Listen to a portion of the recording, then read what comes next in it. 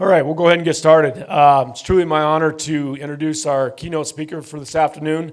Dr. Freeman is Fire Chief in Oakland, City of Oakland, California. His bio is very long and very impressive. I promised him I'd keep it short. It's definitely in the pamphlet that's being handed out. Dr. Freeman served 4 years in Iraq for the Department of Defense as a fire chief and various other departments. So please welcome Dr. Freeman.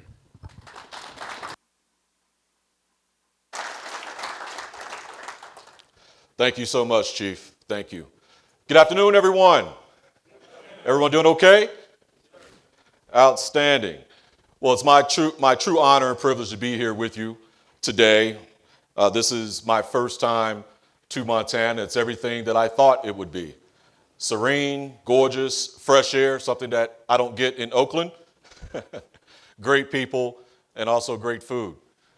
So the next hour, we're going to talk a little bit about my autobiography. We're going to talk a little bit about leadership. So because we're talking a little bit of autobiography and leadership, it will be also part fiction. But together, creating a resilient fire community is something that is not new to us as firefighters. We, in essence, are the glue that holds our community together, and we do so through extensive internal and external stakeholder engagement. And so how do we go about creating this resilient fire community? And as Greg mentioned, my career is very unorthodox, and we'll get a little bit more into detail about that here momentarily, but I'm currently with the City of Oakland as their 31st fire chief. And this is the demographics of our respective department. 72 square miles, 25 firehouses. We run, on average, for 2022, about 300 calls a day. We have a lot of encampment fires a week. We, of course, spend most of our time on EMS calls like all of you do. So the majority of our calls are EMS. We're also home to one of FEMA's 28 sponsored USAR teams. And in California, there is 8. And in Oakland, we are Task Force 4. That's comprised of about 12 different agencies. And we just sent one of our canine specialists down to Florida on deployment as part of overhead. So very active in the fire service, very active in the California Fire Service. And you all know a little something about mutual aid here in Montana also, correct? So with us in Oakland, we've had a few significant fires. We've had the Oakland Hills fire that occurred in 1991, where 25 people perished. And me being the quote-unquote East Coast guy, which I don't know how I got that connotation. I was born in Shreveport, Louisiana. But I came to Oakland from Hartford, Connecticut as being their chief for 6 years. I wanted to send a clear message to the community that I took wild and urban interface very seriously. And so during that Hills fire on Charing Cross, there were 4 people that died on this particular road in the Oakland Hills. One was Battalion Chief Jim Riley, beloved not only in the department but also in the city of Oakland. He died as he was sheltering Mrs. Bukowski from a down power line. They both perished. And so to send a clear message to the city of Oakland as well as the Oakland firefighters that I took wildland fires seriously, I moved my family onto Charing Cross when we moved to Oakland. Because if I can put my entire world, everything that meant the world to me, which is my wife and my 2 daughters, on that street, where not only citizens lost their lives, but also one of our battalion chiefs, then that lets you know that we will be serious about our wild and urban interface. But we cannot do it alone in the fire department. How many people in the room have vegetation management programs within your respective jurisdictions? We have to partner, we have to collaborate with our community to ensure that within our respective jurisdiction, we are as resilient as possible. So when I think about the American Fire Service, and the American Fire Service means different things to different people, depending on who you are. And we have come a long way. And what are two things that firefighters don't like? The way we're doing things now and change. So you have to ask yourself, how do we grow as a profession? How are we ensuring that we are providing the best possible service to our residents? We have to do things that we have not done before. And when I think about the American Fire Service as an African American male, I think about the first the first known black female firefighter in the United States, which is Molly Williams, who you see pictured here on this slide. Molly was part of Oceanus Engine Company number 11 in New York City. She was a slave, and she did the work that men did. Sometimes she did the work by herself. One of the most notorious pictures you'll ever see of firefighter Williams is her pulling a steamer by herself in the middle of a blizzard. So just think about that for a second. Black woman who's a slave, part of an engine company, a volunteer engine company. You can imagine the things that she went through, because you can probably imagine some of the things that our women members go through to this very day. But imagine being a slave in 1815 doing that work. And after everything that she went through, when she was asked, how did she feel about being a firefighter? Her response was, I love Old 11. I love Old 11.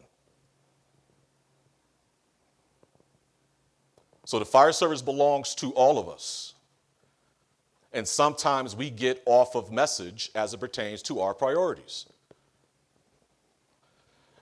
But if we stay focused on what is important, which is our organizational statements, that is what calibrates us as professionals. When I say professionals, I don't care if you're a volunteer, you're a member of a combination fire department, or you're a career firefighter.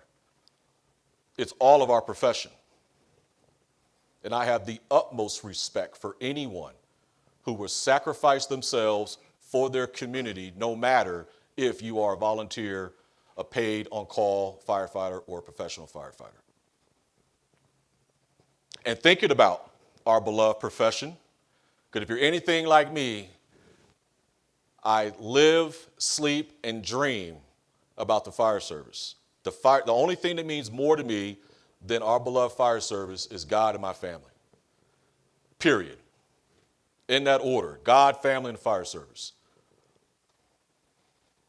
But as we grow, as we evolve, as we adapt to challenges, we have to recognize and acknowledge some things that we've done that we may not be so proud of. That's called evolution. And some of the things that handicap us is cronyism, nepotism,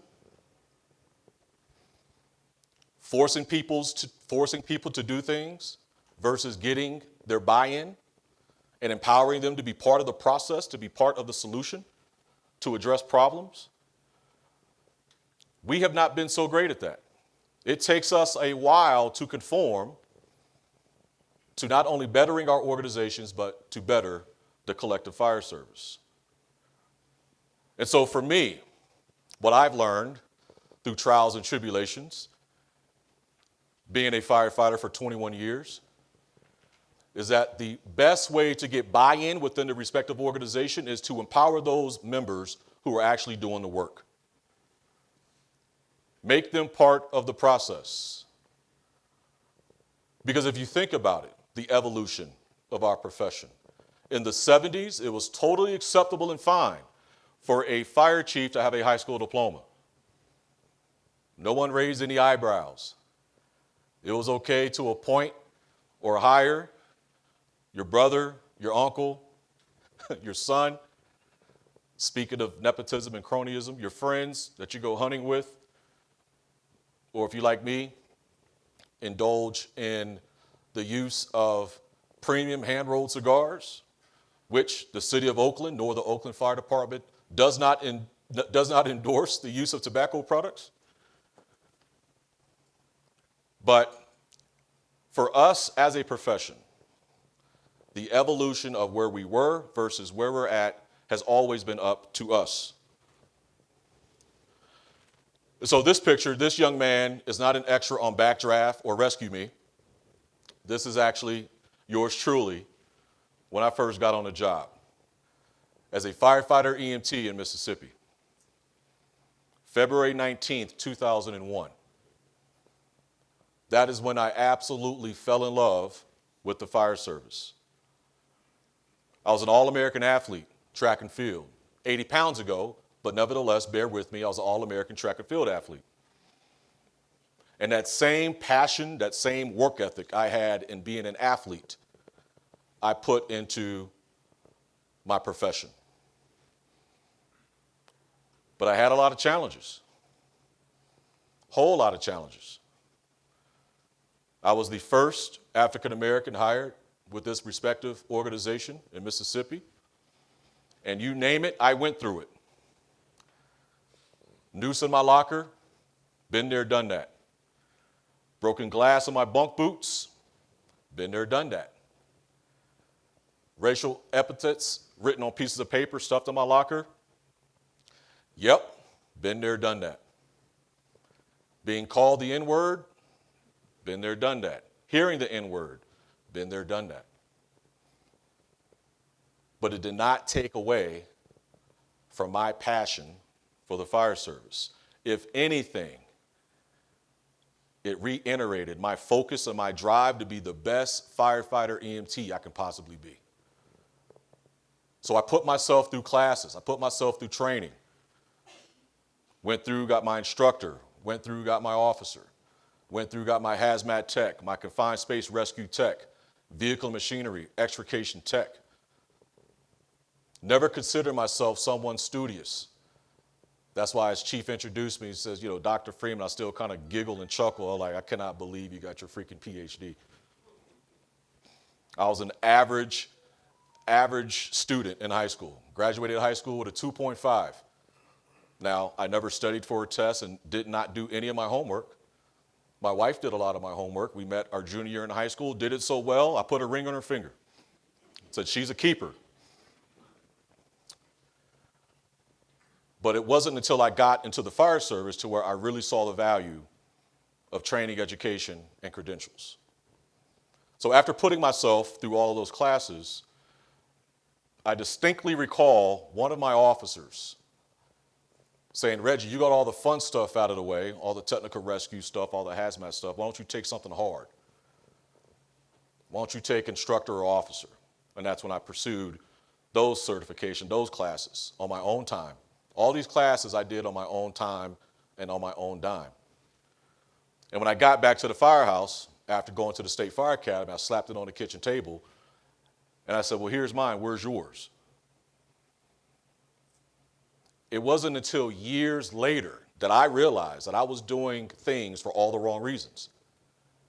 I should not be doing anything to prove anybody wrong. I should be doing something because it's something that I want to do. Has anyone else struggled with that? Wanting to prove someone wrong?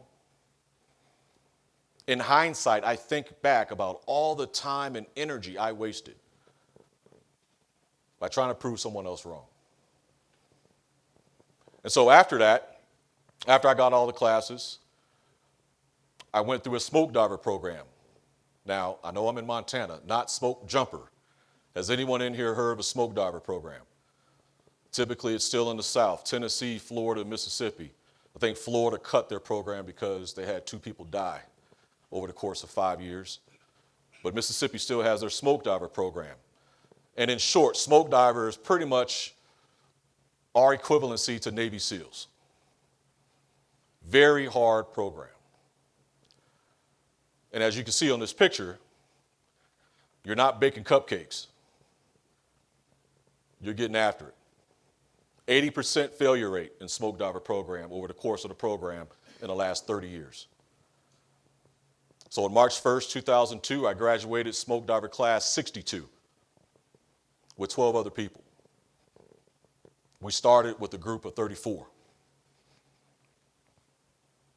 After that, I obtained my Certified Advanced Rescue Specialist Technician, class number 9, Mississippi State Fire Academy. And again, at that point, now I realize it wasn't important for me to be the best, but it was critically important that I put my best foot forward and to be the best firefighter EMT I can possibly be. So when those bells hit, I was not going to be the weakest link. And so with that, as we look at our respective organizations, and it doesn't matter what your rank is, every single one of us can exercise leadership. But also at the same token, we all know that we have leaders, managers, bosses, and friends. Can you be all of those things? Absolutely, you can be all of those things. Can you be an effective leader but be a poor manager? Sure you can. Can you be a great manager and an undesirable leader? Absolutely.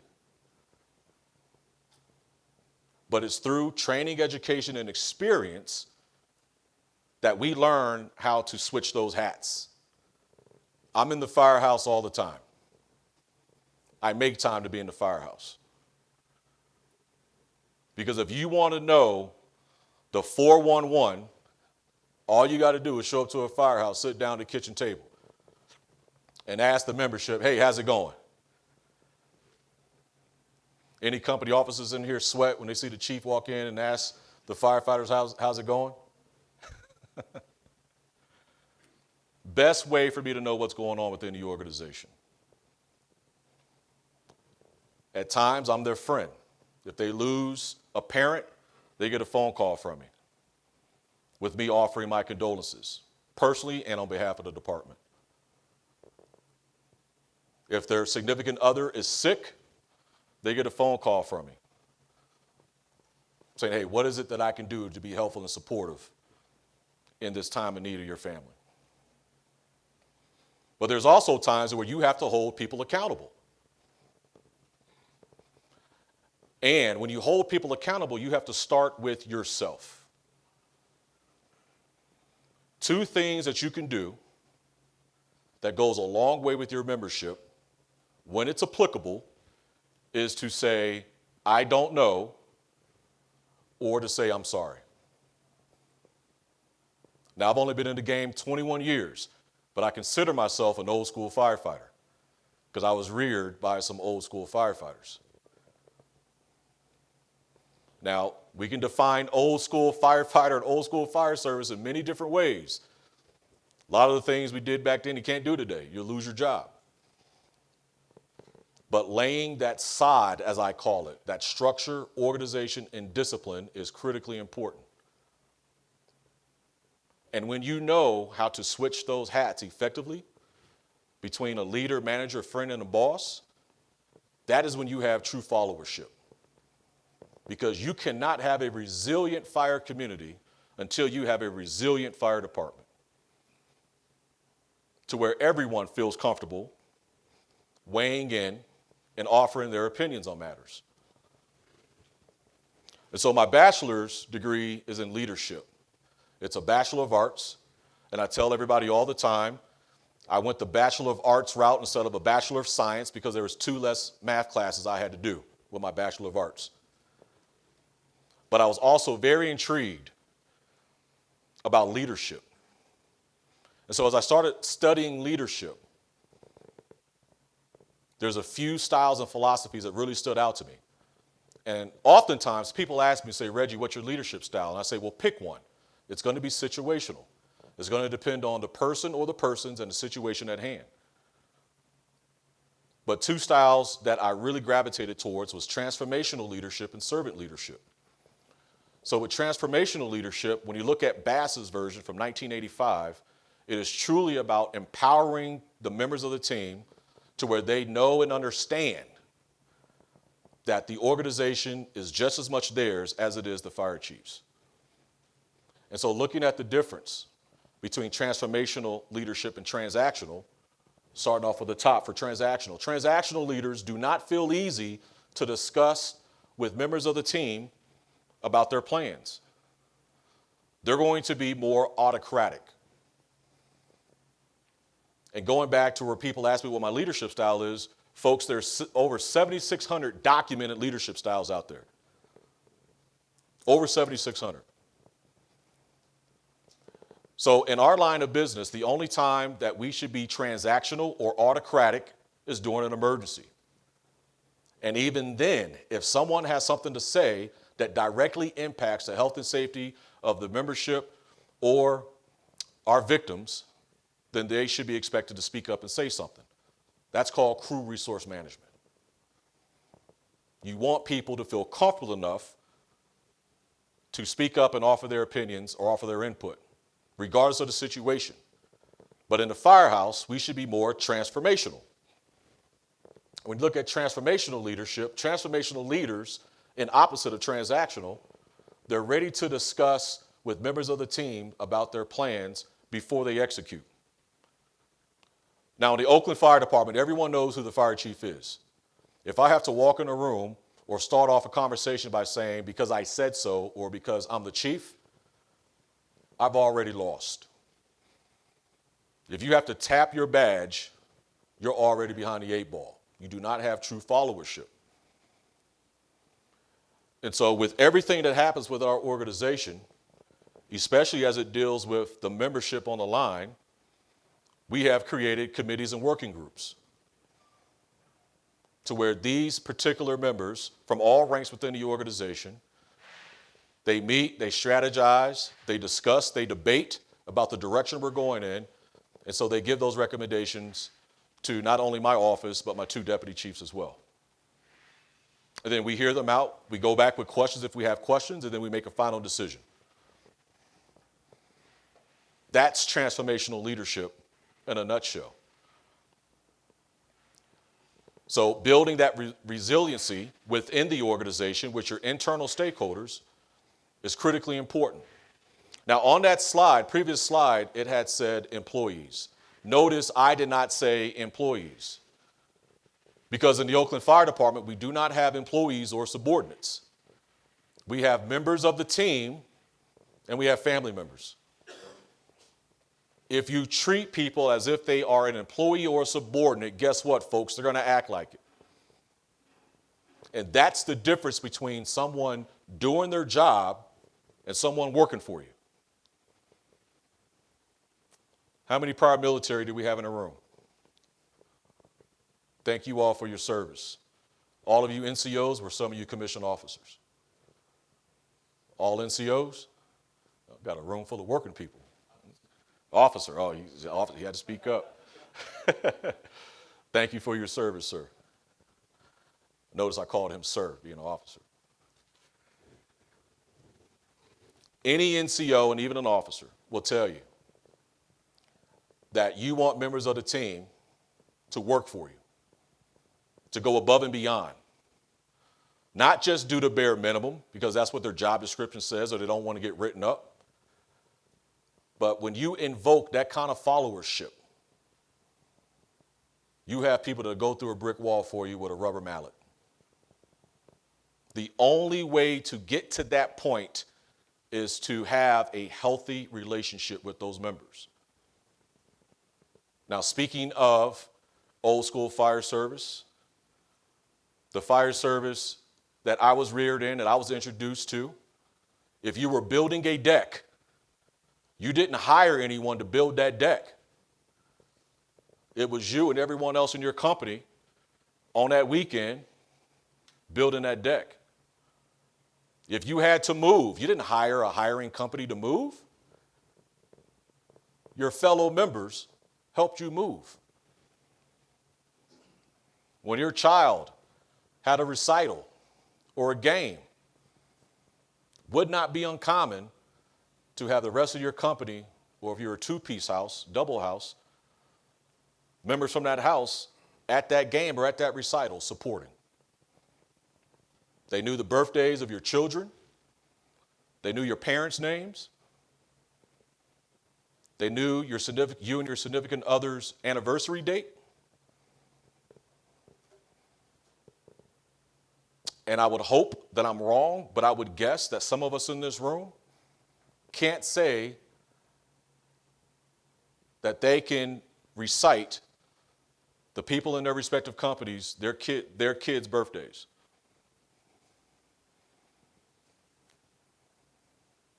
Is that a societal issue? Possibly.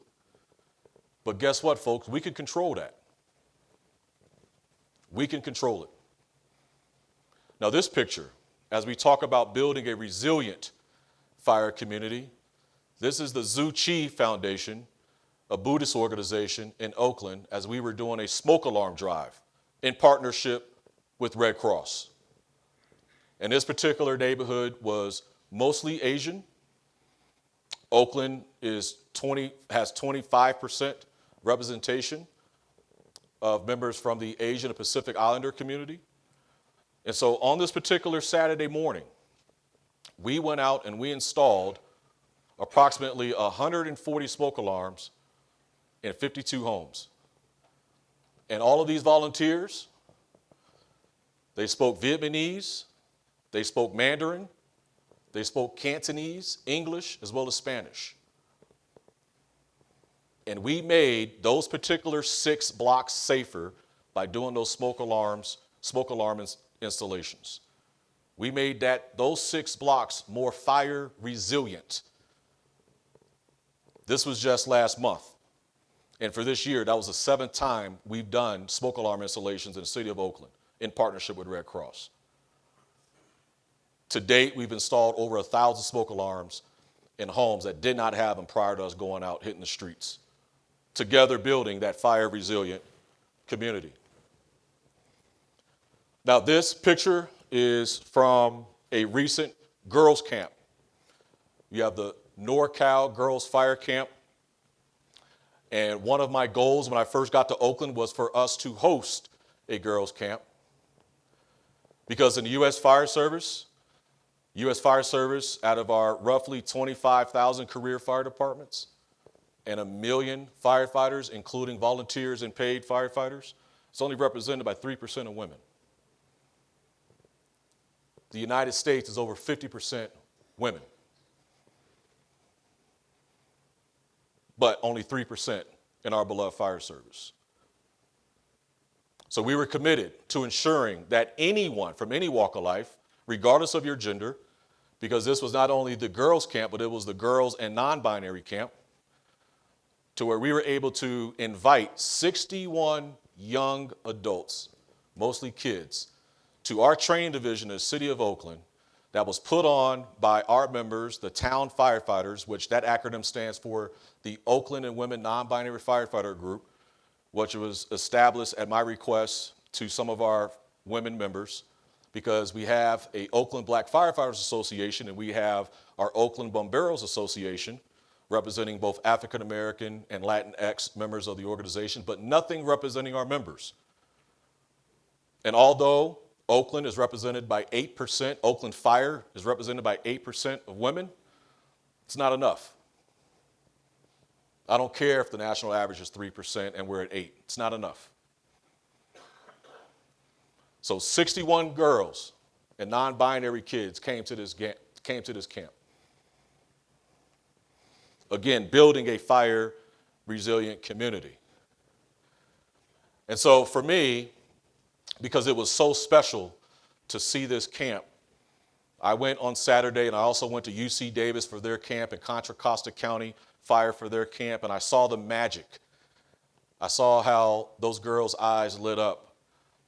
And at Contra Costa, I brought my daughter, my oldest daughter, Harmony, which you see here at Contra Costa. And then at Oakland, I brought her back. So I was there for Saturday, and I brought her with me on Sunday, her second camp. She's 10 years old. I guess privilege of being a fire chief's daughter, right? But that's how special it is to me if I want my daughters to see what she can do if she puts her mind to it, any goal. And that if she ever wanted to be a firefighter, that rest assured, at the minimum, her father was going to do everything in his power to ensure there was equity, that she had an opportunity to become a firefighter and learn a trade. So together, building a fire resilient community. This was taken at Freeman High School in East Oakland. Now this picture represents not only line firefighters, but also members from our macro division, which is a civilian cohort that is under the fire department that responds to people in mental health crisis. So the police department does not have to go. Also in this picture is representation from our emergency management division, which is also under the fire department, as well as volunteers from the event. So in this picture alone, at this one event, you have several divisions within the Oakland Fire Department serving their community. Now, something that's interesting is that when I first got to Oakland, I was sworn in May 17th, 2021 on a Monday. That Sunday, we had a CERT class graduation. And a lot of our members from the line volunteered to teach all the participants that were in the CERT program. And now it was time to take a picture. And by the way, we just got National CERT Program of the Year just a few months ago, which I was very proud of our team and their hard work they put in to accomplish that achievement. But taking the picture, I was asked, and this is a true story, Chief, is the non-sworn standing next to the sworn members? And I thought they were joking. Why would you ask me, is sworn standing next to non-sworn? But that was the culture. The department was not united. There is a divide between our sworn members and our non-sworn members. So my response, the obvious response was, yes, of course we're standing next to each other. And I addressed that issue later on with the department on a few occasions in regards to there is no sworn versus non-sworn. We're all Oakland Fire Department.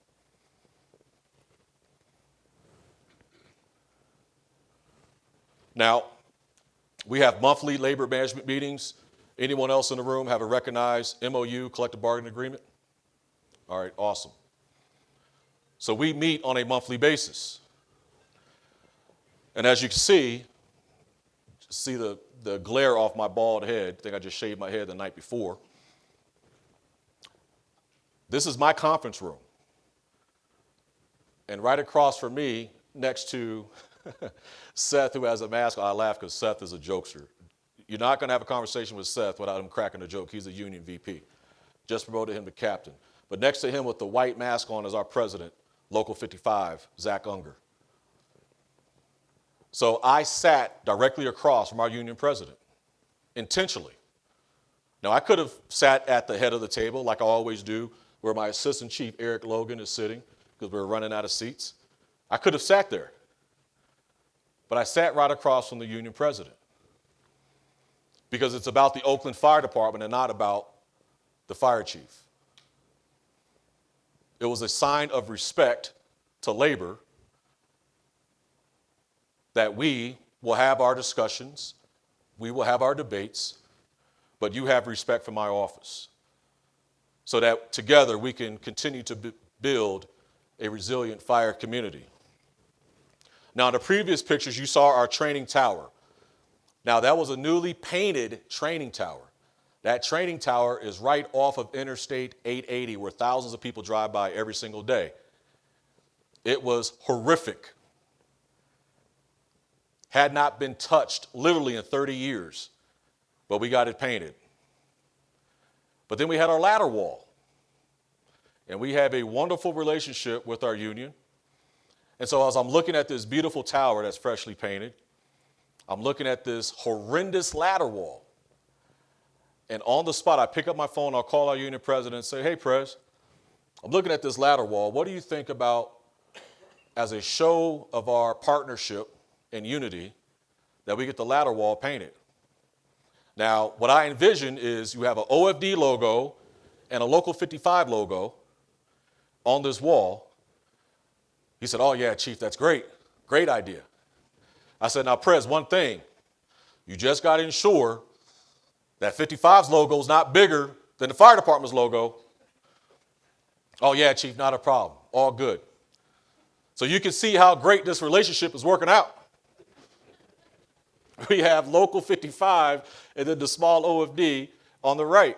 And I say that in jest and joking now, but at the time, so what he did, he punted the project to his predecessor, who's a retired union president, Chuck Garcia.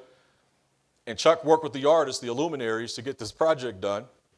And so when Chuck sends me the rendition that the artist gave, it did not have the fire department logo on it at all. And so I'm looking at this and we're texting, and I'm like, "Oh, this is crazy. Don't even have OFD on there at all." I asked the president to make sure that our logos were the same size. So then, as I'm processing all of this, right, my response back to Chuck was, "Chuck, me and Prez had a discussion that we're going to have equal size logos on this wall."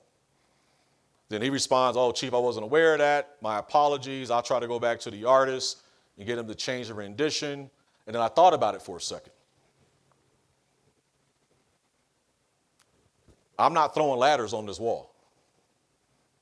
Members of Local 55 are throwing ladders on this wall.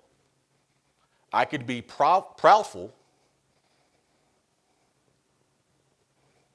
and I could be arrogant, and I could be selfish and say, "No, we're going to have logos of the same size on this wall," or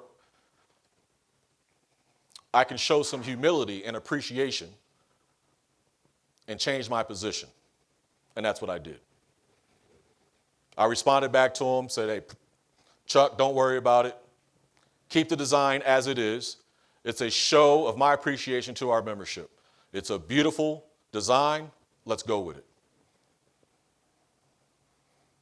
So when you make decisions from a utilitarian standpoint that has the members of the organization best interest in mind, you can make more informed decisions and have desired outcomes that you're looking for, instead of having to deal with the back and forth of, "Well, this is not what we agreed to." But we do have a great relationship.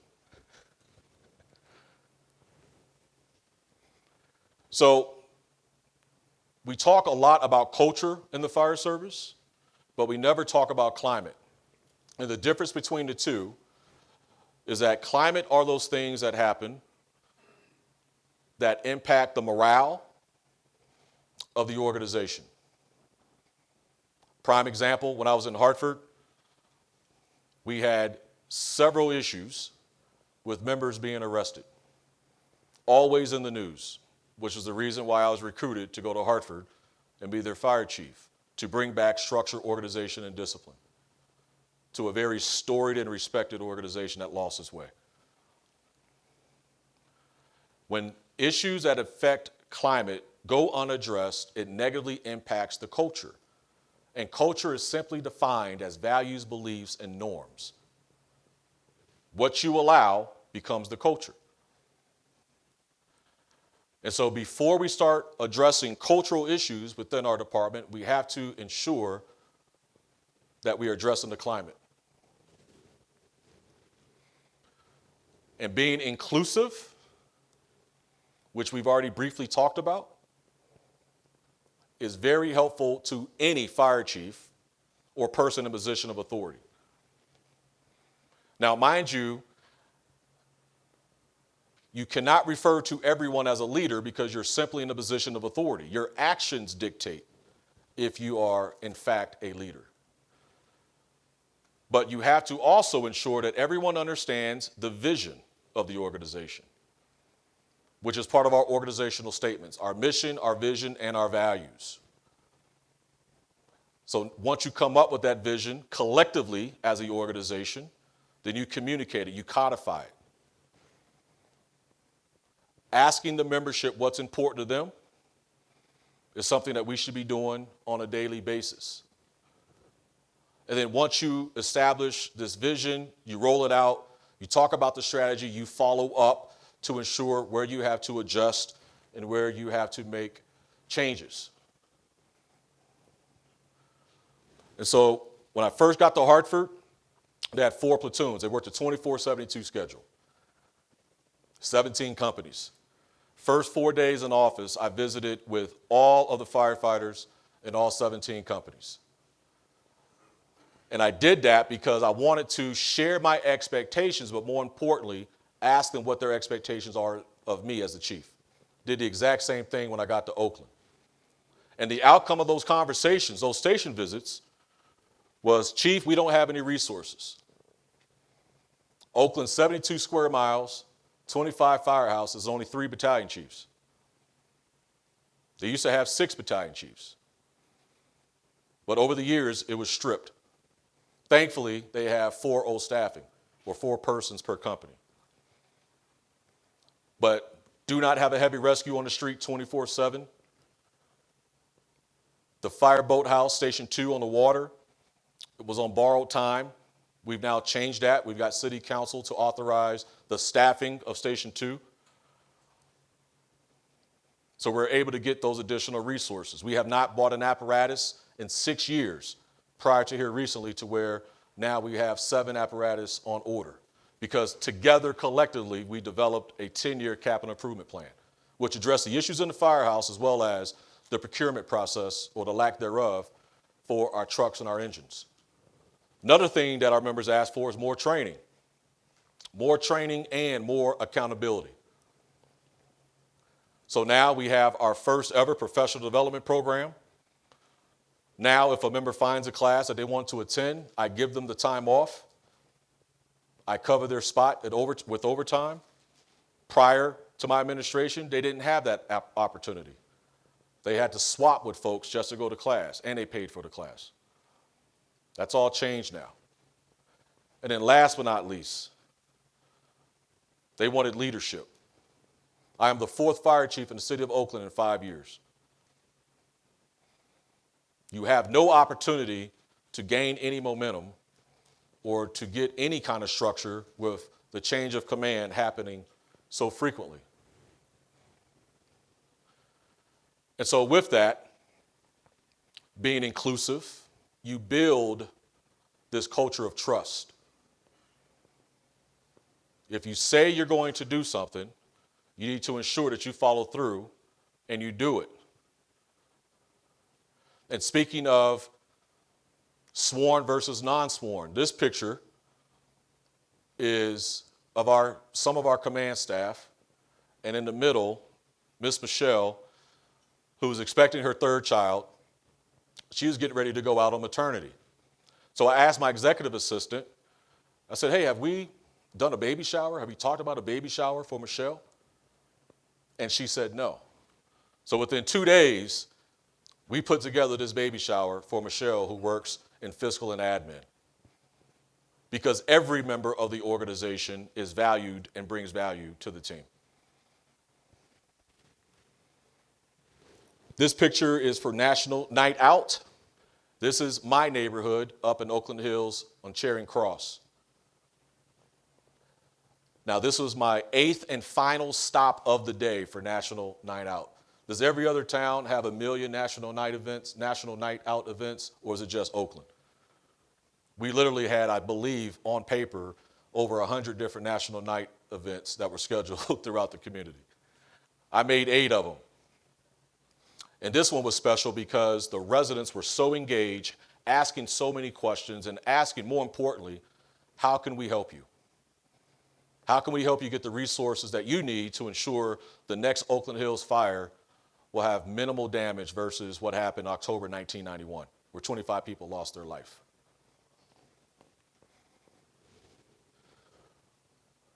So for us in the fire service, competency is typically defined by tenure.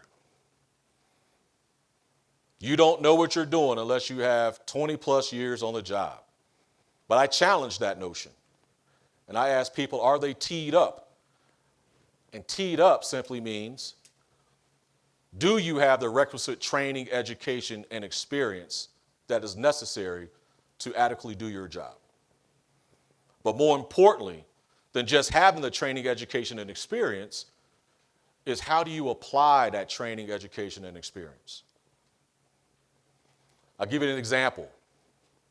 Let's just say you open up your company officer process nationwide, and you're hiring for a lieutenant, and you have a lieutenant candidate from Houston Fire Department, downtown company, been on the job for 6 years, but at their particular house, they run on average 6,000 calls a year out of that one engine company.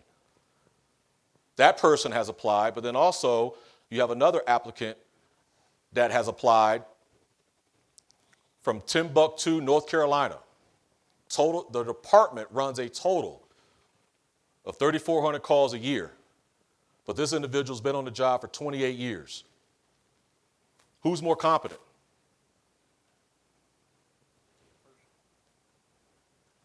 We would all probably lean towards that person from Houston. So tenure is not equivalent to competency. And even that individual with 6 years on the job at Houston, you have to look at them from a holistic standpoint. Not just their experience, but also their training and their education.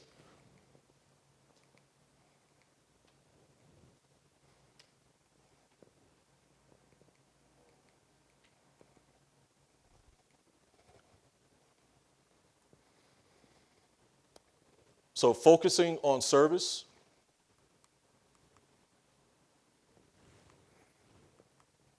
we have our internal stakeholders as well as our external stakeholders. And again, the best way for us to get buy-in in the fire service is to empower those individuals who are actually doing the work. But engaging our external stakeholders is so equally important. As a public safety CEO, as a fire chief, or even a police chief for that matter, you have two types of capital. You have community capital and you have political capital. And you have to be savvy with both. And where you lack political capital, which was my case when I first got to Oakland being the new person, I doubled down on the community capital. To this day, if I'm invited to a community event, doesn't matter if it's after hours or on the weekend, I'm there. To get that support, to get that reassurance from our constituents that if we need something in the fire department, they will be right there having our back. But all of that is founded with our organizational statements, our mission, our vision, and values, which we should never deviate from. If we are trying to roll out a new initiative and it is not aligned with our mission, vision, and our values, then we should not do it. But that's also why it's so important where we should revisit those organizational statements through our community-driven 5-year strategic planning process every 5 years to make sure that they're up to date.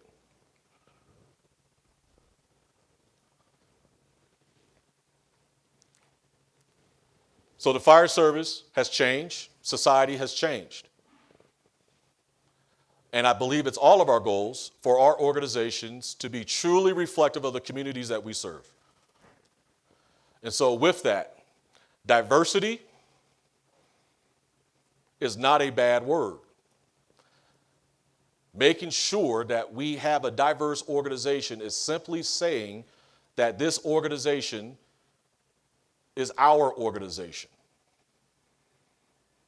And the equity piece is that everyone would have the opportunity to wear this uniform. When you become a firefighter, you have hit the lottery. You just have to literally show up, do what you're supposed to do that for 30 years, and you're going to have a nice pension at the end of that run. If that ain't hitting a lotto, I don't know what is. And it's certainly not work. I truly consider it a calling to be a firefighter.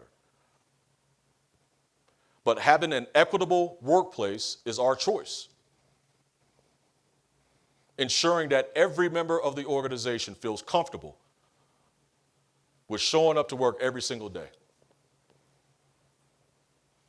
And that's not hard to do at all.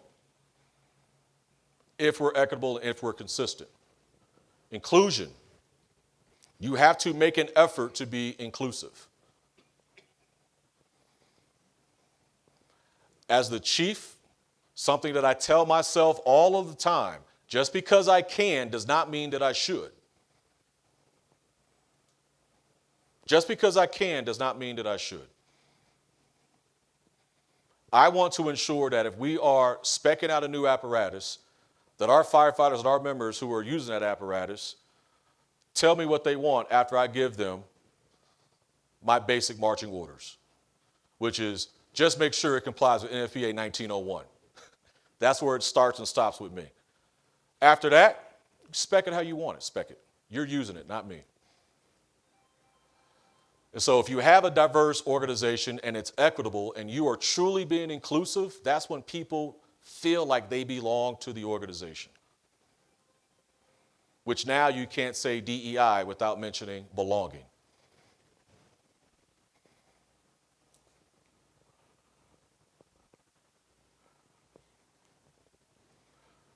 So this is something that's real special to me, and I'll let you read it. I'm not going to read it verbatim. But something that I practice every single day is to ensure that I am as consistent as I can possibly be. I don't like using the word fair because fair is too subjective. But if I am consistent and I'm being equitable and I'm being inclusive and I show that I care, because for me, I think we've all heard that saying, people don't care how much you know until they know how much you care. Well, I've changed that up a little bit to where people don't care what you know until they can feel how much you care. And when people feel how much you care, that to me is true leadership. And I'm man enough to admit to you all, when I received this huge, it's actually a huge thin red line flag that was made out of hose, and that was inscribed on the back. And when I read it, I'm man enough to admit to all of you that I shed a tear. Because everything that we go through as persons in positions of authority, that if you're a chief, only chiefs can really understand. The arrows that we take to the chest for our membership, going to bat for the membership, locking horns with elected officials, and sometimes maybe even community stakeholders, to where your personnel don't even know that you had to explain to them why you were at the grocery store, parked in the fire lane, getting groceries. Taking all of those arrows to the chest, receiving something like this makes it worthwhile. And lets me know that we are on the right path as an organization. That sense of belonging is there, which I feel all of us, that is what we want for all of our respective organizations. One thing that I heard frequently when I got to Oakland is that, Chief, you can't do that. And this is during a staff meeting, the last time I heard this. So when I asked, well, why can't we do that? And there's a difference, and may I ask the question, is it that I can't do it or we've never done it? Well, Chief, we've never done that. I said, well, there's a difference. There's a difference between I can't do something versus we've never done it. So the short of the long is, during the promotional process, we would interview candidates from engineer all the way up to, let's just stop it at the captain level. We would interview candidates, and those candidates did not know if they had a job until literally 3 to 4 weeks later. So I asked, okay, so how come I can't let them know that day at the end of the interviews if they got a job or not? And the response was, well, the city manager has to approve and sign off. I said, okay, simple enough, thank you. Immediately after the staff meeting, I marched across the plaza of the city hall to my boss's office, and within a 2-minute conversation, came up with a solution that I would give him all of the jackets of all the candidates who apply for that respective position, and that I'm going down the certified list unless something significant happened in the interview. So I'm asking for your blessing in advance. Will that work for you? Within 2 seconds, yeah, Reggie, not a problem. So we went from candidates waiting for about a month to find out if they had a job with me having a 2-minute conversation with my boss, and we changed the process just from having a conversation. So no, there's a difference between you can't and we've never done it. And if we're going to grow, we're going to be progressive. We're going to continue to adjust and pivot. We have to be courageous enough to have those conversations with our bosses if necessary to change process. Or you can continue doing things the way you've always done it. That's an option too. But I would prefer not to do that if it means we can be a better organization if we change direction.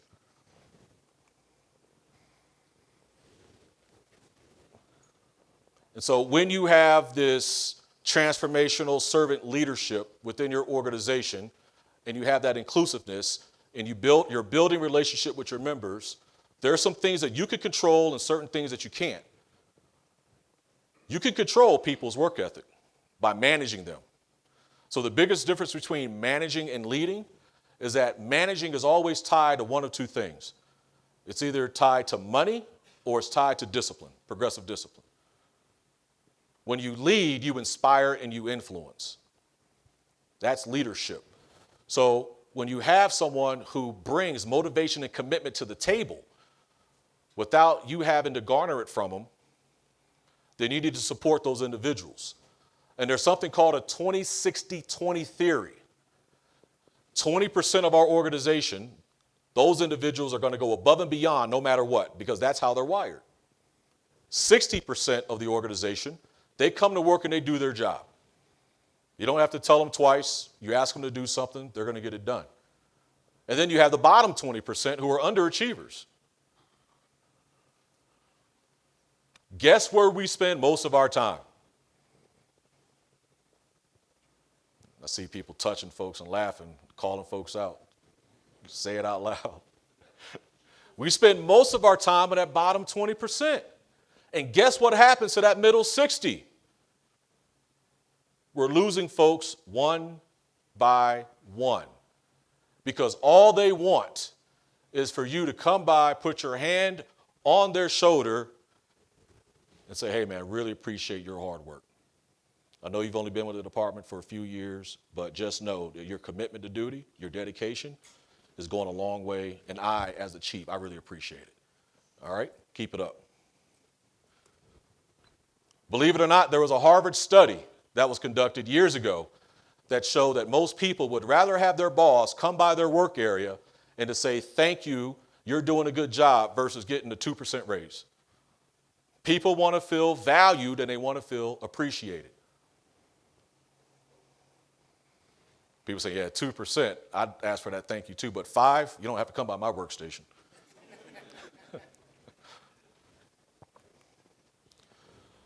So one of my favorite athletes of all time is Michael Jordan. And I haven't done much research or reading on Michael Jordan. I just feel as if he's the greatest basketball player of all times. My opinion, my apologies to all the Kobe and LeBron fans in the room. But Michael was special. Michael was a transformational leader. He definitely was not a servant leader, but he led by example. And he motivated his team members. Some fashions I would not recommend because Michael was very harsh. But on this particular day, this is a picture of the finals with the Utah Jazz. The famous flu game. Y'all remember that? And he was sick. They called it a flu, but they suspect food poisoning because Michael ordered a pizza at about 10 o'clock the night before. Now, I don't know who let Michael order a pizza to this particular hotel. You're in Utah, you're in the finals, and you can't think that that person working at that pizza shop is going to figure out this is probably going to someone on the Bulls team. But he ate the pizza, he got sick. And even while being sick, he played for 44 minutes and put up 38 points. That night, up until that day, he was sick as a dog. Didn't have any fluids, taking Gatorades, and he even contemplating getting an IV. The average person would have been balled up in a hospital bed or on a bed, period, and not playing a game. But he showed up and led by example and put it all on the line for his teammates in that championship. So reading this quote, I almost played myself into passing out. I came in and I was almost dehydrated, and it was all just to win a basketball game. I couldn't breathe. My energy level was really low. My mouth was really dry. They started giving me Gatorade, and I thought about taking an IV. But he put the team before himself and did so in an iconic fashion. And they won that game.